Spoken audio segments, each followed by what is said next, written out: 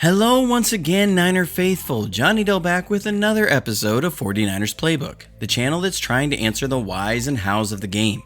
I do apologize for not getting a review of our loss to the Dolphins done last week. It had nothing to do with the awful team performance. My daughter had her tonsils out last week and the recovery process was pretty rough. Anyhow, the game this past Sunday night looked a lot more like the 49ers we are used to seeing. On defense, they controlled the line of scrimmage in the run game, took away the play action game, and for the most part, guys in coverage did their jobs. The emergence of Jason Verrett has been nice to see and something I was hoping for when we signed him last year. What I'm seeing is what I saw on film from him from before his string of injuries. If he can stay healthy, which is a big if considering his history, but if he can, he has all the tools to be a top corner in this league. Fred Warner continues to show why he should be in consideration for his first All-Pro nod, and with the loss of Nick Bosa is without question the 49ers' best defensive player. On offense, Kyle Shanahan reemerged as the preeminent play caller he is. The past few weeks I felt, while effective at times, the play calling was becoming too predictable and I was seeing teams jump on our plays. This week, he showed why he's considered such a bright offensive mind, keeping one of the best pass rushing teams from hardly any productivity and consistently moving the point of attack. I thought Jimmy Garoppolo played a pretty good game, working within the offense. It was clear from the film that Kyle's game plan was one that would cause the defensive line to move side to side and to then attack the linebackers in the play action game. This is pretty similar to what we normally do, but it was very apparent that we were looking to get the ball out of the quarterback's hands very quickly to neutralize the potent pass rush of the Rams. In the end, it was a great win, and we'll jump to the film to take a look at a number of key plays as to why we won and how we won the game. You're watching Johnny Dell's Football Academy.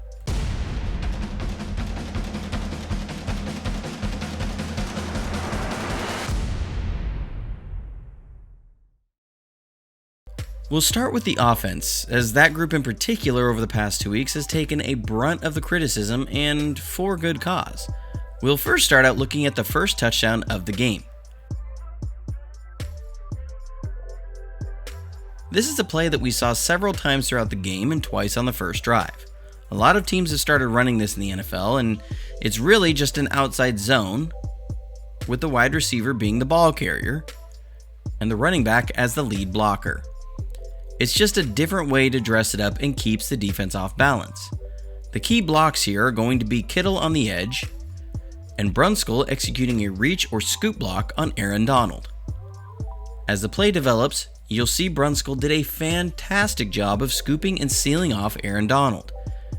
Kittle then is battling with the end man who takes an inside move. The great thing about this is that Kittle is allowed to let his man choose where he'll be blocked. It's up to the ball carrier to read the block correctly, which Debo does and gets in for the first score of the game. On the next drive, we convert a third down, and I'm showing this to illustrate how Kyle was looking to get the ball out quick and why the offense will look differently with Jimmy under center.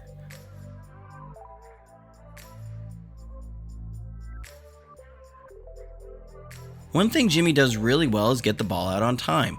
Our passing offense is predicated off timing, and once a quarterback hits his back foot, the ball needs to come out. Here, we're going to run an Ohio concept, which is something we run a lot that consists of a protection release fade and a quick out that looks to put the cloud defender in a vertical stretch. The Rams show cover 3 pre-snap, but post-snap will rotate into a cover 2. You see the cloud defender dropped in a soft coverage, and once Jimmy hits his back foot, the ball is out. He tries to protect Kittle by leading him inside with the throw. It's a simple play, but it's these little things that keep the offense moving on third down and that Jimmy does well in our offense.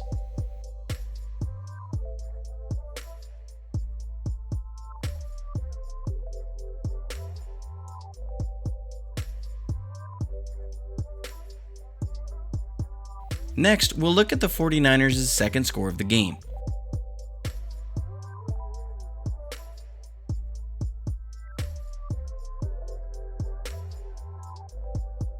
On 4th and 2, Los Angeles looks to bring pressure with a cover 0 blitz, where they'll bring 6 rushers versus 5 blockers and straight man coverage across the board. The 49ers are going to have Kittle on a post route. This is just great execution across the board. From the end zone, you'll see what Jimmy sees pre-snap. Kittle has inside leverage on his man defender. From here, it's going to come down to putting the ball on target, knowing the defense will have a free rusher. You see Kittle is able to use the inside leverage on his post route, and Jimmy throws a perfect pass. I mean perfect. This would make Bill Walsh so proud. One thing he preached was that passes were 1 foot in front of the numbers. That's a ball thrown through a tire.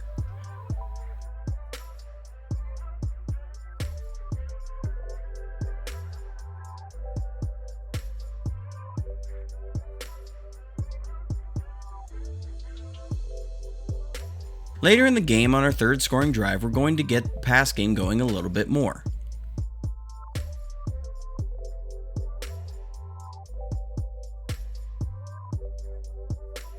LA is going to come out in a cover 6 look, which is cover 4 plus cover 2. They mix it up a little bit by playing cover 6 invert, but it doesn't matter as we work the cover 4 side with a sucker concept. The sucker will have a short curl route with a post or dig behind it, and it looks to put an underneath defender in a vertical stretch. At the snap, you see the underneath defender cover the curl route, which opens up Bourne on the post. It's a good throw and stride, and we pick up 19 yards. The very next play we'll continue with the pass game and pick up another chunk play off play action.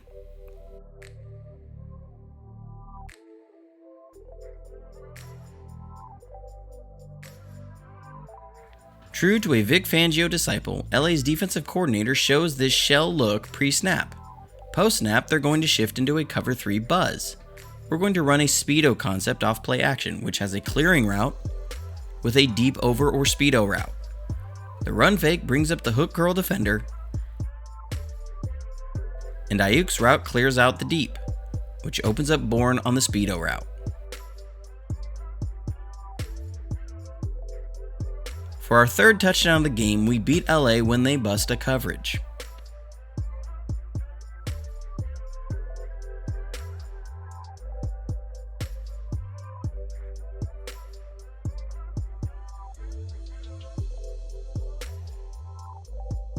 We first come out in a balanced set and motion Bourne across the formation, which reveals man coverage.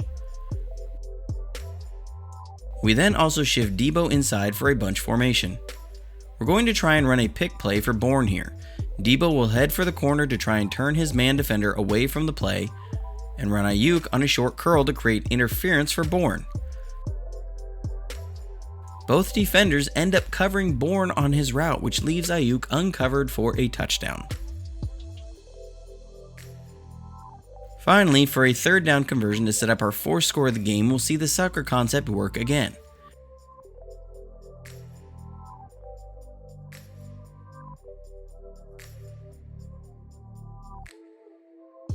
This time, LA is going to come out with a zone blitz with 3 deep and 3 underneath, and we're running the same play as earlier with Kittle on the curl and Bourne on a post behind it. This time, you'll see Jimmy sees the underneath defender drop soft for the post, which opens Kittle up on the curl, who is then able to pick up yards after the catch for a first down. All in all, on offense, you can see the utilization of the short and intermediate passing game versus LA's mostly soft shell coverage and to keep LA's pass rush at bay. Now, we'll jump to the defense and look at how they were able to stifle LA's potent offensive attack. I'm going to show LA's third drive in its totality, as it really just shows how our defense was executing at a high level throughout the game.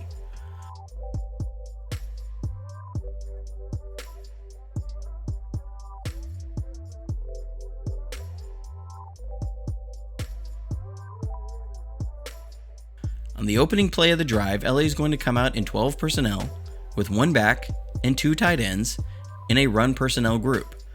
We're going to run our bread and butter cover 3. LA is going to look to attack our linebackers off play action.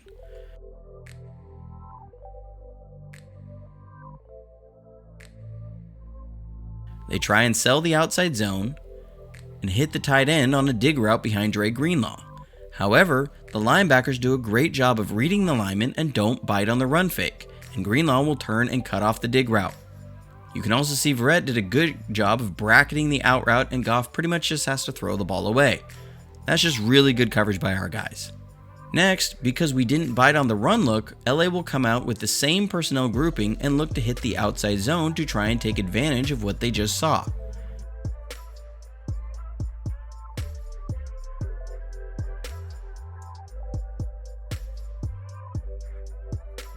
They actually do a decent job of blocking this play, and the running back has a lane to the outside. But we have Fred Warner. The job he does on this play is just incredible. He's able to navigate through all the wash and tackle the running back for only a 2-yard gain. To really appreciate this play, you have to see it from the all-22 angle. You can see how Warner is able to make it through all the traffic in a perfect pursuit angle. There are very, very, very few linebackers who can make this play. If Warner doesn't make this play, LA gets a chunk run on this play. Then, to cap off the drive for a 3-and-out, we'll see great coverage again.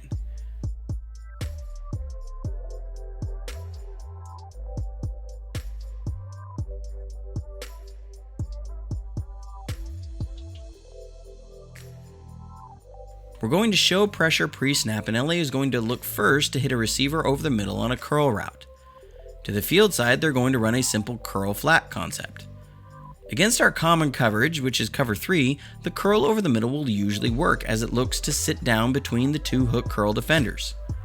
However, we're going to run cover 4 with Fred Warner in the middle, who takes away the curl route where Goff is looking to go first.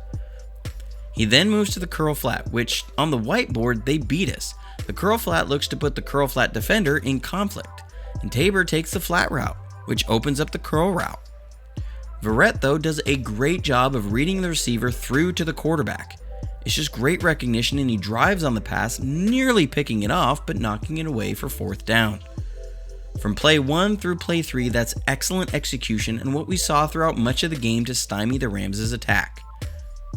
I will touch on the touchdown we gave up in the red zone. Here, we're in cover 2, and LA will also run a sucker concept. Fred Warner's in a tough spot here, as if he doesn't cover the curl, it's almost surely a touchdown. Tart plays this really well, but it's just a better throw and catch.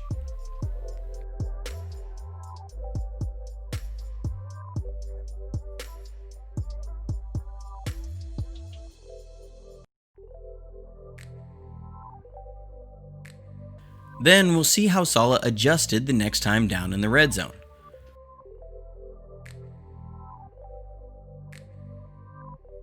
We're going to look to bring a little pressure with a 5-man rush, and play man coverage, and then back out with the linebackers, which means the linebackers will cover the running back if he comes out to their side, and the other will sit in zone over the middle.